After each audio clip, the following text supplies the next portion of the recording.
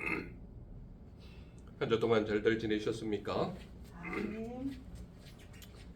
지난주까지 누가복음 1장에서 20장까지 다 마무리하고 이제 누가복음 총 몇 장까지 있는지 혹시 아십니까? 누가복음은 24장까지 있습니다. 1년 12달에 하나를 더 절기를 붙여서 24장으로 되어 있습니다. 그래서 20장까지 왔으면 거의 마지막 후반부입니다. 여러분들이 3년 동안 이 누가복음을 들으셨는데 누가복음의 핵심이 무엇인지 이렇게 캐치를 하시는지 모르겠습니다. 누가복음은 복음에 대한 가장 순수한 복음의 역사를 기록한 것입니다. 그렇기 때문에 신약성경 전체의 모든 각 부분마다 나타나는 것이 예수님께서 말씀하신 흔적, 복음, 하나님 나라에 대한 것이 기록되어 있는데 누가복음은 철저하게 복음이 전달되어지는 과정 속에서 나타나는 모든 역사적인 기록을 정확하게 기록했다고 1장에 나와 있지 않습니까?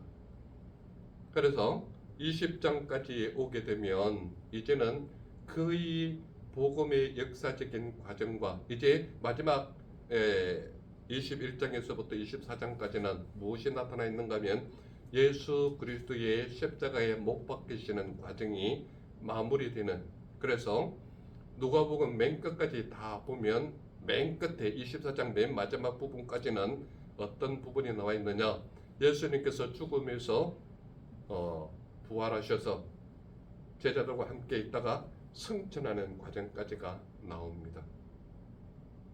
그래서 그 과정 속에서 이제 20장까지 잘 마무리를 하셨고 이제 여러분들이 눈으로 직접 확인해야 하는 것이 무엇이냐, 복음의 역사적인 정말 마지막 부분에서 이제는 예수 그리스도의 십자가에 돌아가시는 그 과정까지 해서 여러분들은 복음을 통해서 무엇을 받아들이고 무엇을 배척할 것이냐, 또는 내 삶 속에서 믿음을 가진 자로서 어떤 방향으로 내 삶이 결정되어야 하느냐, 이것이 여러분들의 가장 중요한 목표 지점이자 목적이 될 수도 있습니다.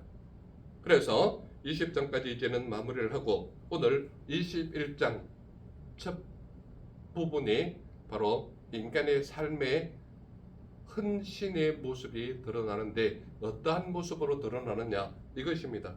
그래서 21장 1절에서 4절까지 보면 가장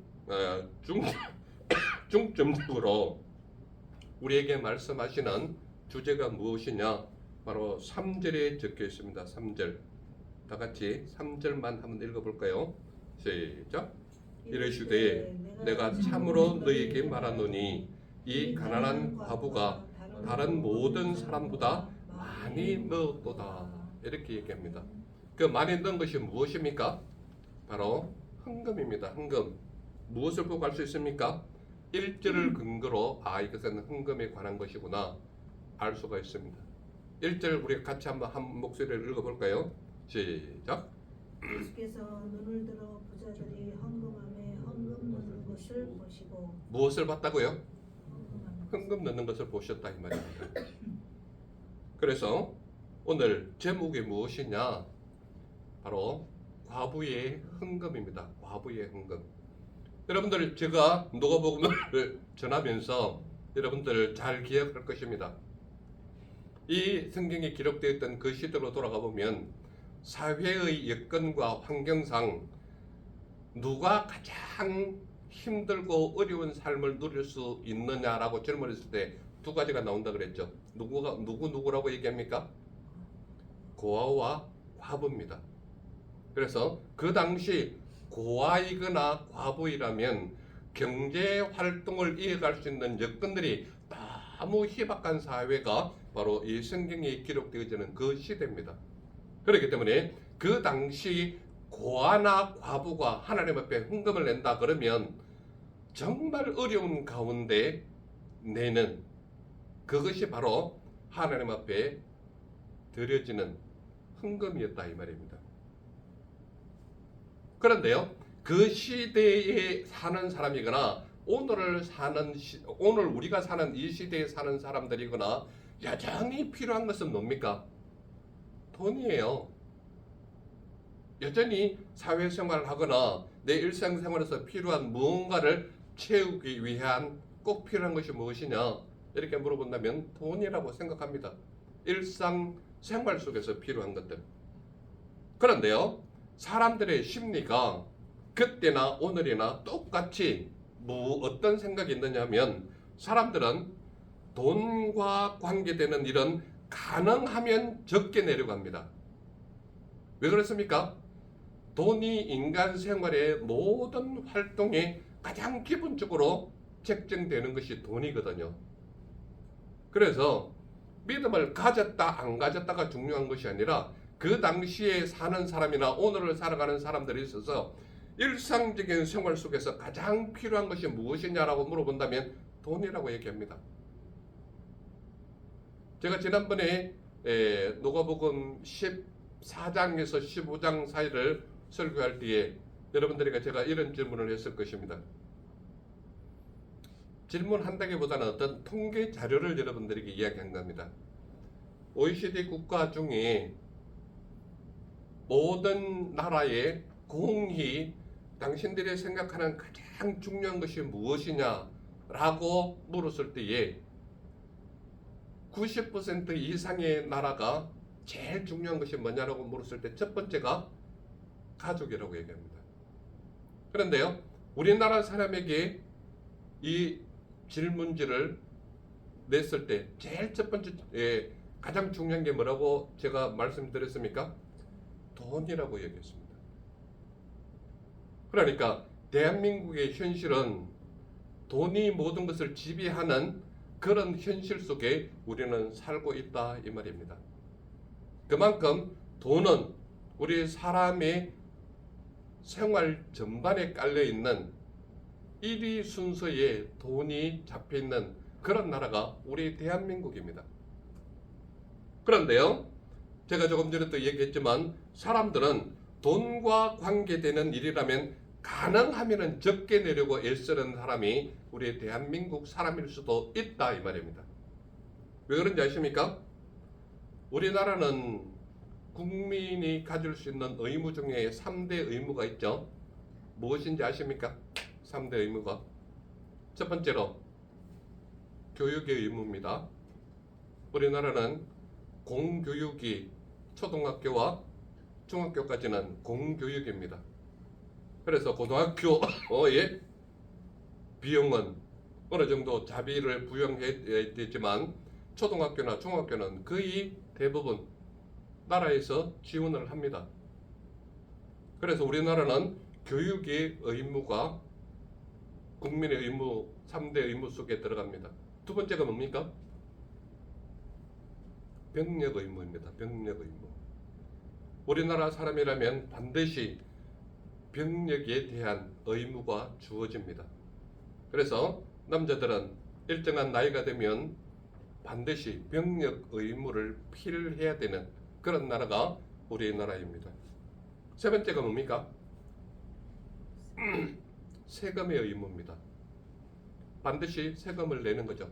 그런데 많은 사람들이 세금을 낼 때 어떻게 합니까? 가능하면 적게 내려고 누구를 통해 세금을 냅니까? 회계사나 여러 가지 법무사나 이런 사람들을 동원해서 세금을 낼 때 가능하면 적게 내려고 애를 씁니다. 그리고요, 우리나라 사람은 두레나 또는 개에 익숙한 민족이기 때문에 관원상제가 있으면 이웃끼리 서로 도와주기도 하지만 상대방이 우리 집안에 결혼식을 했거나 장례식을 치렀을 때 상대방이 얼마나 했느냐에 따라서 그가 또 그런 일을 당했을 때 어떻게 됩니까?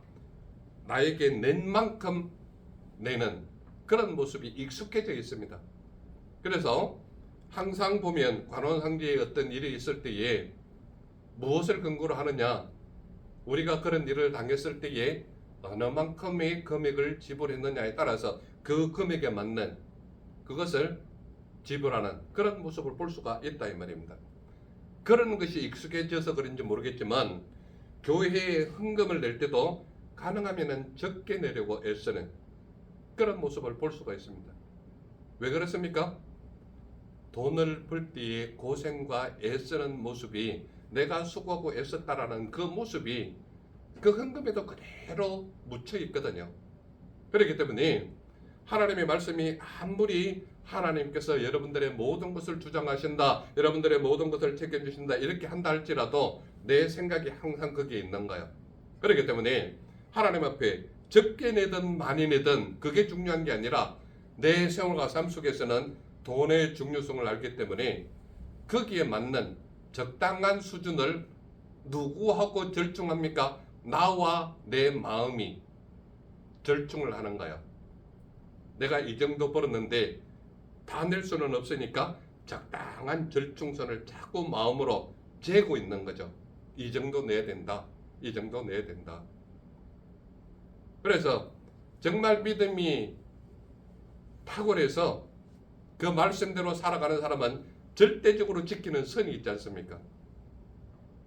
우리나라의 선교사들을 통해서 기독교 복음이 들어온 이후로 우리나라에도 그런 예가 몇 가지 있는데, 어떤 사람은 자기가 장사를 하는 사람이라서 곳곳에 다니면서 팔기도 하고 사기도 하니까 일정한 11조를 정확하게 못 되니까 이 허리띠 옆에다가 주머니를 하나 차고 자기가 수익을 얻을 때마다 10분의 1을 떼서 여기다 집어넣는 거예요. 장사하는 사람은 곳곳에 다니면서 이 수익이 들어오니까. 그래서 일주일 딱 다니면서 장사했다가 11조 딱 거둔 이 봉투는 철저하게 깨끗하게 다리미로 다려가지고 깨끗한 봉투에다 탁해서 하나님께 딱 드려지는. 그런데요, 그렇게 하신 분의 자녀들이 잘 되는 것을 보면 놀라운 하나님의 축복하심이 거기에 있다는 것을 우리에게 알려주거든요. 그래서 교회에 헌금을 낼 때도 믿음이 좋다 아니다를 떠나서 가능하면 적게 내려고 하는. 그런데요, 제가 조금 전에 말씀드렸지만 철저하게 11조를 지키려고 하는 사람이 있는가 하면 11조도 나와 내 마음이 서로 절충을 하는, 그래서 적당한 11조를 내는 그런 경우도 엄청나게 많이 있다 이 말입니다. 그런데요, 오늘 본문 말씀 속에서 우리에게 무엇을 알려주는가 하면 가난한 과부가 다른 모든 사람보다 많이 넣었다라고 3절에 말하고 있는 겁니다. 누가요? 그 당시 가장 낮고 힘든 자리에 있는 고아나 과부에 해당하는 사람 중에 한 사람, 누구라고 얘기합니까? 가난한 과부라고 얘기하는 겁니다. 가난한 과부. 그 당시에 과부는 어떻다고요?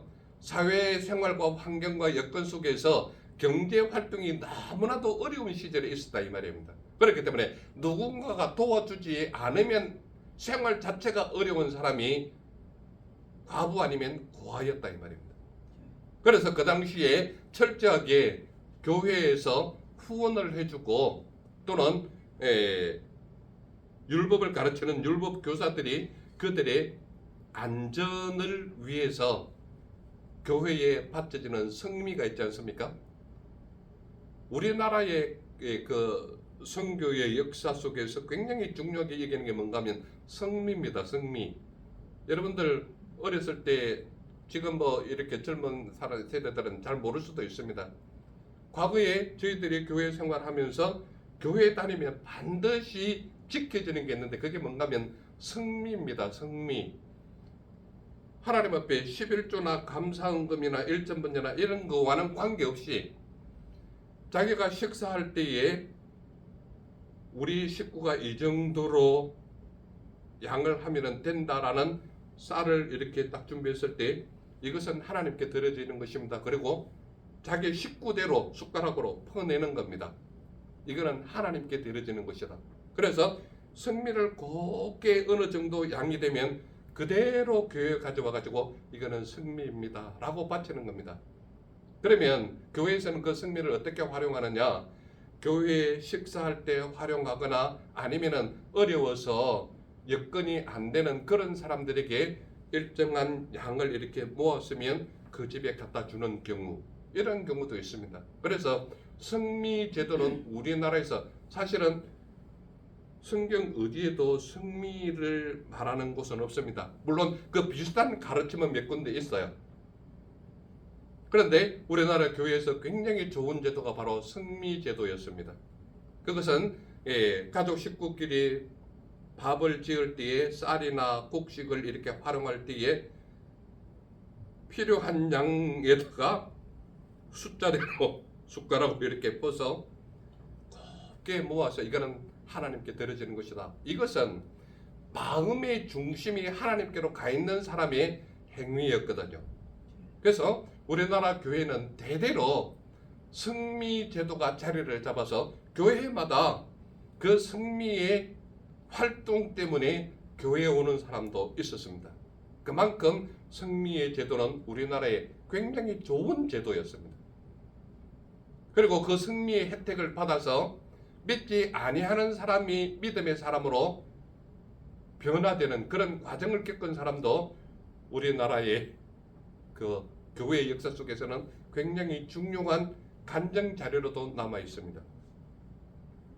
그런데요, 가난한 과부가 다른 모든 사람보다 많이 넣었다라고 말하면서 2절에 보면은 이런 내용이 있습니다. 자, 우리 2절 다 같이 한번 읽어보겠습니다. 시작. 또 어떤 가난한 과부가 2렙돈 넣는 것을 보시고, 이렇게 했죠. 2렙돈이라는 것은 뭔가 하면 그 당시 건장한 청년이 하루 일해서 버는 돈이 1데나리온입니다. 1데나리온. 그런데요, 렙돈이라는 것은 168분의 1이 렙돈이에요. 원 렙돈이에요. 그러면 그 당시 화폐 단위로 가지고 있는 단위 중에 가장 낮은 단위가 렙돈입니다. 렙돈. 우리나라는요, 지금 동전으로 만든 것 중에 가장 낮은 단위가 1원입니다. 1원. 그런데요, 지금은 이런 단위 자체가 은행에서나 어디에서나 활용을 하지 않기 때문에 1원짜리는 사실 폐지됐습니다. 그리고 과거에 저희 그때는 5원짜리도 있었는데 5원짜리도 지금은 사용하지를 않아요. 근데 유일하게 남은 제일 낮은 단위가 지금 10원이거든요. 그런데요, 제가 정말 대한민국이 잘 산다라는 개념이 얼마나 번졌는가 하면 길거리에서 10원짜리 동전이 굴러다니면 줍는 사람이 없습니다. 요즘은. 그전에는 동전 떨어졌다면 눈에 불을 켜고 줍는 사람들이 많았거든요. 그런데 10원짜리 바닥에 떨어졌어도 누구 하나 줍는 사람이 없습니다. 요즘은. 그러니까 우리나라 은행권이나 일반 생활하는 곳에서 동전이 있기는 하지만 사용이 거의 안 하는 불가한 그런 돈이 10원짜리 동전입니다. 그렇다면 오늘날 우리가 사는 이 상황에서 볼 때에 가장 낮은 단위를 10원짜리로 본다면 10원짜리 2개, 20원을 하나님 앞에 헌금으로 냈다라고 볼 수 있습니다. 그런데요, 우리가 아주 깊이 알아야 되는 것이 무엇인가 하면 그 당시는 렙돈이라는 화폐 단위가 너무 작은 단위이기 때문에 그 당시 교회에서 가르치는 율법을 가르치는 율법 교사들이 하나님 앞에 나와서 예배할 때에 렙돈 하나만 내는 것은 금했습니다.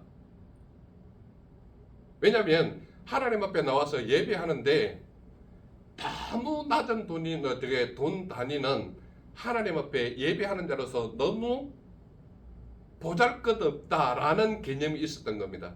그래서 그 당시 랩돈 하나 내는 것은 아예 율법 교사들이 그렇게 하지 못하도록 금하는 내용이 랩돈 하나입니다. 그런데 이 과부가 낸 것이 뭔가 하면 2랩돈을 냈다 그랬거든요. 그러니까 원 랩돈 하나를 2개를 낸 겁니다. 그렇다면 그 당시에 랩돈 하나만 내는 것은 금했기 때문에 이 과부가 낸 2랩돈은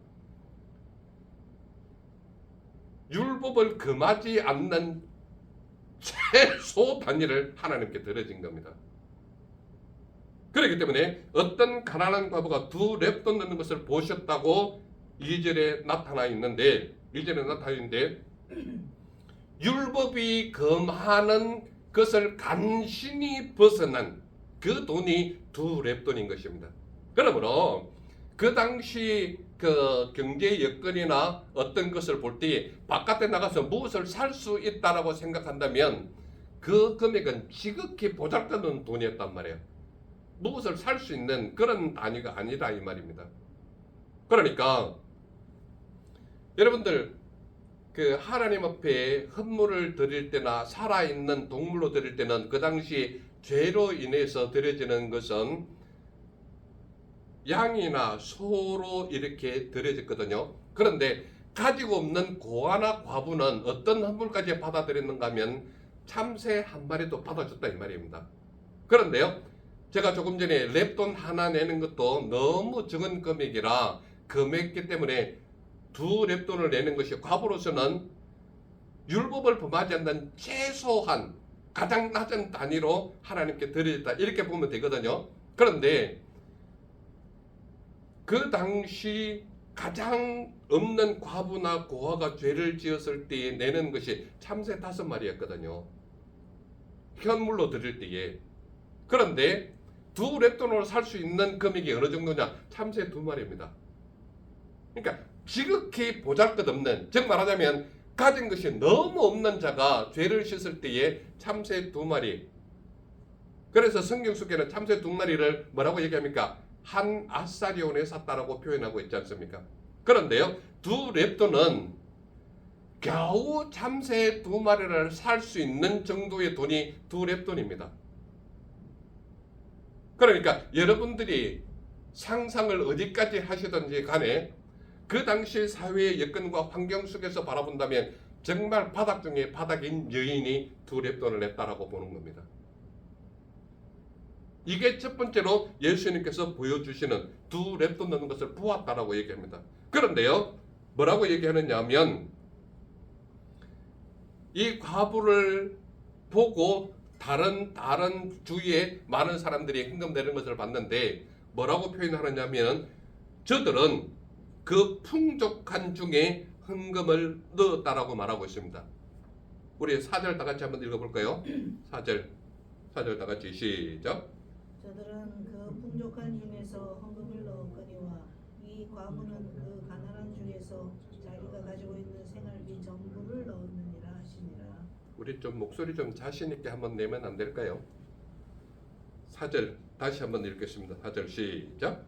저들은 그 풍족한 중에서 헌금을 넣었거니와 이 과부는 그 가난한 중에서 자기가 가지고 있는 생활비 전부를 넣었느니라. 놀라운 고백이 뭔가 하면요, 거기에 있는 저들, 즉 말하자면 이 가난한 과부 외의 저들, 그 모든 사람들을 얘기하지 않습니까? 저들은 그 풍족한 중에서 헌금을 넣었다고 이야기합니다. 그러니까 이 가난한 과부 외에 다른 모든 사람들은 그들이 가지고 있는 풍족한 것, 즉 말하자면 하나님의 축복을 충분히 받은 사람들이 가진 것 중에 일부를 냈다라고 얘기합니다. 일부를 냈다. 자, 여러분들은 하나님 앞에 드려질 때에 과연 어느 정도로 하나님을 신뢰하면서 드렸는지, 내가 보는 것 중에 얼마나 드렸는지 그거는 저는 모릅니다. 다만 여러분들이 드려지는 헌금의 제목을 따라서 11조 또는 감사헌금 또는 일천문제 이런 것은 여러분들이 결정해서 하나님께 드려진 것입니다. 그런데요, 정말 중요한 것은 뭔가 하면 저들은 그 풍족한 중에서 헌금을 넣었다라고 했을 때에 예수님은 정말 그들이 가진 것 중에 하나님의 말씀이 말하고 있는 명령대로 넣었느냐, 아니면 풍족한 중에 가진 것 일부를 넣었다고 했을 때 정말 생각하면서 적당한 수준을 따라서 냈느냐, 이 의미가 굉장히 중요한 의미입니다. 왜 그런가 하면 하나님의 말씀대로 말하는 저들이 번 것 중에 11조를 냈다라고 얘기했을 때는 말씀대로 따랐느니라 이런 표현이 나오겠죠. 그런데요, 여기에서는 뭐라고 얘기하느냐, 저들은 그 풍족한 중에서 헌금을 넣었다. 이 말은 지극히 일부를 적당하게 자기가 계산한 방법대로 냈다라는 이야기입니다. 그러니까 우리가 예수 그리스도를 믿는 믿음 안에서 하나님 앞에 나올 때에 헌금을 내는 것은 어떤 마음으로 드려야 되겠냐라는 이야기입니다. 내가 가진 것이 얼마나 가지고 있는지는 몰라요. 그렇지 않습니까? 하나님과 그의 삶 속에서만 아시는 겁니다. 그런데 하나님 앞에 드려질 때는 어떤 표현으로 낸다는가요? 마음의 중심이 온전하게 말씀이 명령한 대로 하나님께서 기뻐하시는 그대로 드려지는 것을 하나님께서 원하신다는 얘기입니다. 그것이 하나님께 드려지는 헌금의 기본 방식이라는 이야기입니다. 그래서 저들은 그 풍족한 중에서 헌금을 넣었다. 이 말은 풍족한 가운데 드려지긴 했지만 말씀대로 지키지는 못했다라는 것을 은근하게 비추는 겁니다. 그렇지 않습니까? 그래서 하나님께 드려질 때는 말씀이 요구하는 대로, 하나님께서 명령하신 대로, 또는 하나님께서 기뻐하시는 헌물을 하나님께서도 기뻐하시지, 적당하게 가려가면서 하나님의 은혜와 복을 차단해가면서 아주 일부를 냈다라고 표현한다면 여러분들의 삶 속에서 하나님의 축복을 제어하는 방법이 하나님의 복을 적당하게 여러분들 스스로가 만드는 것입니다. 그래서 하나님의 복은 어떠한 지극히 믿음 안에 있는 사람이 어려움을 당하는 사람들은 꼭 두 가지가 드러나요. 뭐가 드러나느냐? 하나님께서 명령하신 것을 내 선에서 결정을 해요. 말씀대로 결정하는 게 아니라 내가 알고 있는 범위, 내 머리가 지식을 알고 있는 그 범위에서 벗어나지를 못해요. 그럴 때에 자기 삶이 자기 자신을 결정하니까 하나님의 복을 제어하는 거죠. 하나님께서는 이것보다 더 많은 것을 주고 싶은데 그 사람이 자기 생각대로 하니까 적당하게 제어를 하는 하나님의 모습을 볼 수가 있다 이 말이죠. 그러니까 어려움을 당하는 사람은 하나님의 말씀도 자기 삶에 제어를 하는 거예요. 자기 스스로가 제어 장치를 딱 줘서 여기서 여기까지만 누가 결정한다고요? 자기 자신이. 그런데 하나님은 더 주고 싶은데 명령대로 따르기만 하면 하나님은 더 풍성히 주고 싶은데 받는 사람이 제어를 하게 되면 어떻게 됩니까? 하나님의 복이 들어갈 자리가 없는 거죠. 왜? 스스로가 하나님의 복을 차단하고 있으니까.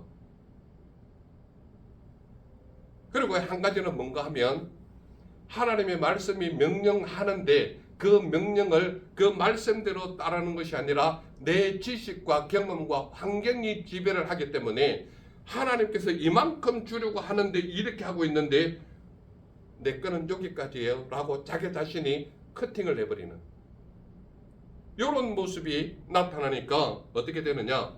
어려움은 계속 자기 어려움이 되는 거야. 자기 몫이 되는 거죠. 하나님께서 해결해 주시려고 하나님의 말씀을 끊임없이 들려주는데 그 말씀보다는 내 지식이, 내 관념이, 내 경험이, 내 체험이 우선이 되니까 하나님의 말씀대로 따라오지 않는 그 복을 자기 자신이 자꾸 제어를 하는 거예요. 그러니까 결과적으로 하나님께서 이만큼 주시려고 하는 축복을 받는 사람이 자꾸 차단을 해버리면 하나님이 아무리 밀어넣고 싶어도 그 사람의 믿음 자체가 말씀을 받아들이지 못하니까 복을 스스로가 자꾸 제어를 하는 거죠. 이게 바로 저들은 그 풍족한 중에서 헌금을 넣었다라고 말씀하시는 예수님의 가르침이다 이 말입니다. 세 번째로 나타나는 관점이 뭡니까? 이 과부는 자기가 가지고 있는 생활비 전부를 넣었다라고 말하고 있습니다. 바로 사절에 우리 조금 전에 읽었지 않습니까? 그렇게 말하고 있는 겁니다. 그러니까 예수님께서는 두 렙도는 율법에서 금하는 그 선을 간 넘은 아주 낮은 금액임에도 불구하고 이 과부는 자기가 가지고 있는 생활비 전부를 넣었다라고 얘기를 하는 겁니다.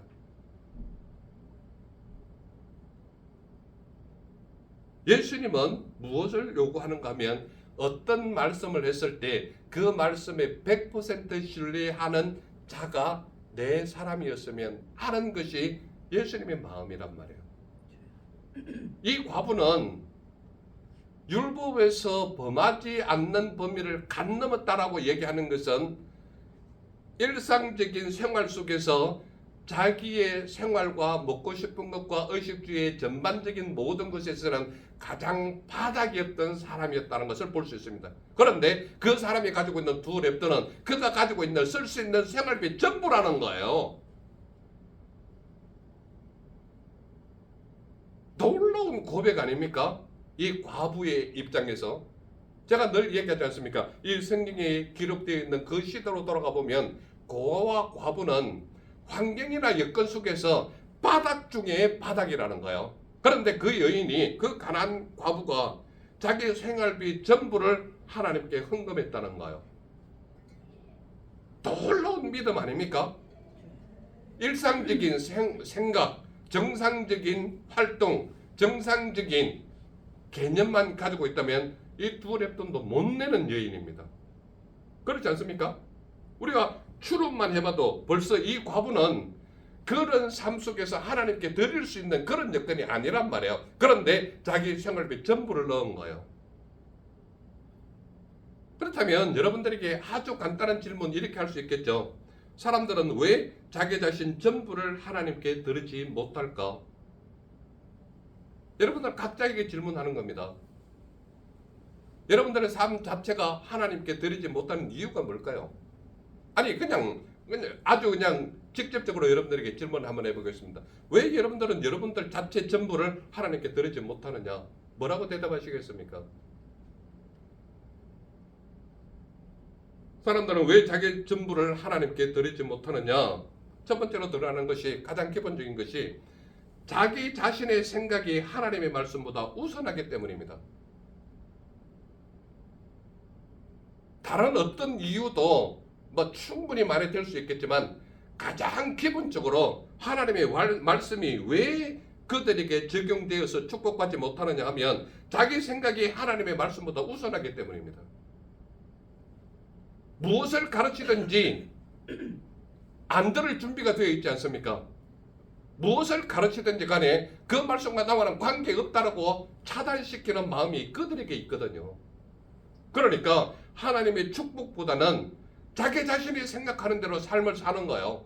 그러니까 여전히 어려움도 그의 몫이고 여전히 축복받지 못하는 것도 그의 몫이고 여전히 하나님과는 관계없는 삶을 사는 것도 그의 몫이라 이 말이에요. 왜 그렇습니까? 자기 자신의 생각과 자기의 모든 결정권이 누구보다 우선한다고요? 하나님의 말씀보다 우선하거든요. 그러니까 하나님은 여러분들에게 끊임없이 이렇게만 살면 내가 해결해 줄게, 이렇게만 살면 내가 해결해 줄게, 내가 복을 줄게, 끊임없이 말씀을 하잖아요. 누가복음 1장에서 20장까지 오면서 이런 비슷한 말씀이 얼마나 많았습니까? 말씀대로 다른 사람과 아닌 사람과는 여전히 변하지 않는 그들의 삶과 생활과 행동이 나타나는 거예요. 제가 배달의 교회라는 것을 개척 예배를 하면서 여러분들에게 우리 교회 같이 예배했던 모든 사람들에게 제가 주장하는 겁니다. 여러분, 하나님의 축복받기 위해서는 예배 시작이 11시라면 반드시 30분 전에 먼저 와서 기도하고 찬양하면서 생활하십시오. 여러분들의 삶이 변할 것입니다. 지킨 사람은요, 변화가 있어요. 안 지키는 사람은 어떻습니까? 여러 가지 어떤 것을 핑계를 댄다 할지라도요, 핑계 댈 수 있는 여건들이 생겨요. 이게 하나님 말씀이거든요. 하나님의 말씀은 누구를 통해서 전해진다고요? 하나님이 부른 종을 통해서 말씀을 전하는 거예요. 근데 예배는 어떤 자의 모습이라고요? 준비된 자의 삶이에요.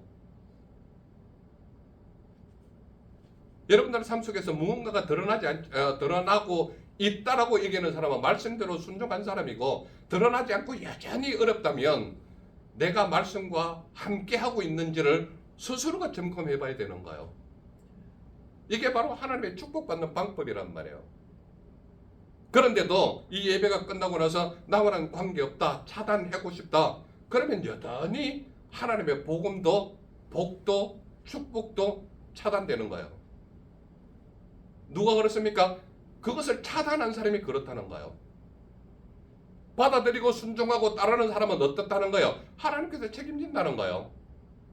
그런데 왜 자기 자신을 전적으로 맡기지 못하느냐? 자기 생각, 자기 지식, 자기 경험, 자기 체험, 이게 말씀보다 우선이거든요. 그러니까 그 범위를 넘어가지 못하는 거예요. 사람들은 왜 자기 자신의 전부를 하나님께 드리지 못하느냐? 자신의 미래조차도 자신 스스로가 결정하는 거예요. 하나님 앞에 철저하게 기도하면서 하나님, 제가 어떤 길로 갔으면 좋겠습니까? 하나님 위해서 어떠한 삶을 살면 좋겠습니까? 그런데요, 자기 자신이 결정을 다 해버려요. 하나님께 묻지도 않고 따지지도 않아요. 그냥 내 생각과 내 경험과 내 체험과 내 결정이 옳은 대로 결정해버리는 거예요. 그러니까 내 스스로의 모든 미래에 결정해야 하는 모든 것도 누가 결정하는 거예요? 내가 결정하는 거예요. 하나님 앞에 조금도 묻지를 않아요. 이것이 바로 자기 자신의 부족한 모습이 드러나는 삶인데, 여전히 자기 자신의 미래도 누가 결정하는 거예요? 자기 자신이 결정하고 있는 거예요. 하나님 앞에 철저하게 묻고, 하나님이 내가 이 길을 가야 되겠습니까? 이 길을 어떻게 해야 되겠습니까? 조금 더 질문하지 않아요. 또한 많은 사람들이 가장 기본적인 마음속에 가지고 있는 근본적인 문제가 무엇이냐? 하나님께 다 드리면 내일을 걱정해야 하기 때문에 하나님께 전부를 드리지 못하는 거예요. 하나님 말씀이 걱정이 있으면 오늘은 오늘 일로 끝나고 내일 일은 내일이 걱정할 것이라고 말하고 있지 않습니까? 그런데요, 사람은 그런 삶을 사는 것이 아니라 오늘 걱정을 내일 또 해요. 그러니까 말씀을 믿고 따르는 것이 아니라 내 지식과 내 경험과 내 체험을 믿고 결정하는 자가 교회 안에도 있고 교회 바깥에는 더 많습니다. 그런데요, 오늘 말씀을 통해서 예수님은 우리에게 무엇을 요구하고 있느냐? 예수님은 양이 아니라 질을 원하는 하나님이심을 볼 수가 있다, 이 말입니다. 왜 그렇습니까? 양으로 본다면 과부는 가장 적게 냈단 말이에요. 그렇지 않습니까? 양으로 본다면 이 가난한 과부가 낸 것은 가장 적게 낸 사람 중에 한 사람이란 말이에요. 그런데 예수님은 뭐라고 평가합니까? 가장 많이 냈다고 말하는 거예요. 가장 많이 냈다고 말하는 거예요. 예수님은 무엇을 원하느냐? 예수님은 가진 것 중에 일부가 아니라 전부를 들을 수 있는 믿음의 사람을 요구하는 거예요. 예수님이 바라는 게 바로 그런 거란 말이에요. 가진 것 중에 일부가 아니라 자기 자신의 전부를 낼 수 있는 믿음 있는 자를 요구하신단 말이에요. 이 과부는, 가난한 과부는 생활비 일부를 냈다라고 말하는 게 아니라 생활비 전부를 넣었다라고 말하는 거예요. 그러니까 예수님은 양으로 보자면 가장 적게 낸 사람 중에 한 사람인데, 예수님께 평가는 뭐라고 얘기합니까? 이 사람이 가장 많이 냈다고 얘기하는 거예요. 왜 그렇습니까? 그의 생활비 전부를 넣었다고 얘기를 하는 거예요. 예수님은 십자가에 돌아가실 때 발가락 하나만 자르지 않았어요. 손톱 하나만 자른 게 아니란 말이에요. 예수님은 그 생명 자신 전체를 우리의 죄를 위해서 십자가에 오르신 분이 우리 예수님이란 말이에요. 그런데 오늘날 믿음의 사람들에게 너 자신 전부를 맡겨라 라고 말씀하시지, 너 발가락 하나만 바쳐라, 손톱 하나만 잘라서 바쳐라, 이렇게 얘기하지 않아요. 믿음의 사람은 자기 자신을 온전히 드리는 사람을 하나님께서는 기쁘게 받으신다는 이야기입니다. 그러므로 양이 아니라 질적인 거예요. 마음의 중심이 하나님께로 가 있느냐, 삶의 아주 일부 가진 것 중에 일부만 드리느냐, 이 차이는 엄청난 다른 결과를 가져온다는 얘기입니다. 그렇다면 저와 우리 모두는 믿음의 사람인데, 믿음의 사람은 도대체 어떠한 삶을 살아야 하느냐? 첫 번째로 내 육신의 전부를 기꺼이 드릴 수 있는 삶을 살아라는 얘기입니다. 나를 요구하시면 나 자체를 하나님께 얼마든지 드리겠습니다 라고 고백할 수 있는 그런 믿음의 삶을 살아라, 이 말입니다. 그리고 마음의 중심의 전부를 드릴 수 있는 자의 삶이 예수님 앞에서 요구된다는 얘기입니다. 또한 내게 이루어질 모든 것을 기꺼이 맡기며 전부를 드릴 수 있는 그런 믿음의 사람을 예수님께서 요구하신다, 이 말입니다. 양의 적고 많으면 결코 문제가 아닙니다. 마음의 중심이 정말 기쁨으로 순수하게 내 마음의 전부를 드릴 수 있느냐, 가지고 있는 것 중에 지극히 일부를 드리느냐, 이 차이는 하나님께서 주시는 복의 결과에 비한다면 이루 말할 수 없는 연약한 존재가 우리 인간의 존재라는 것을 하나님께서 아신다, 이 말이에요. 그러나 분명히 원하는 것은 양이 많고 적음이 아니라 너희의 마음 중심 전부가 내게 있느냐 아니냐를 묻는 거예요. 이것이 바로 오늘 과부의 헌금을 통해서 우리에게 말씀하시고자 하시는 것은, 너 자신 전부를 나를 위해 쓰지 않을래? 이 질문을 여러분들에게 하고 있는 거예요. 대답은 여러분들 스스로가 결정하셔서 하나님 앞에 여러분 드리든지 아니든지 그 결정은 여러분들 스스로 하시기를 요구하시는 것입니다. 기도하겠습니다. 사랑의 주 하나님, 감사합니다. 오늘도 과부의 헌금을 통하여 양이 아니라 질적인 것을 요구하시는 하나님, 감사합니다. 내 마음의 중심 전부가 하나님께 드려지는 믿음의 고백이 우리 모두의 고백이 되게 하옵소서. 함께 하시고 이끄시고 너로 채우심을 믿사오니 주님 홀로 영광받아 주옵소서. 날 보내신 주 예수님 이름으로 감사하며 기도드렸사옵나이다. 아멘.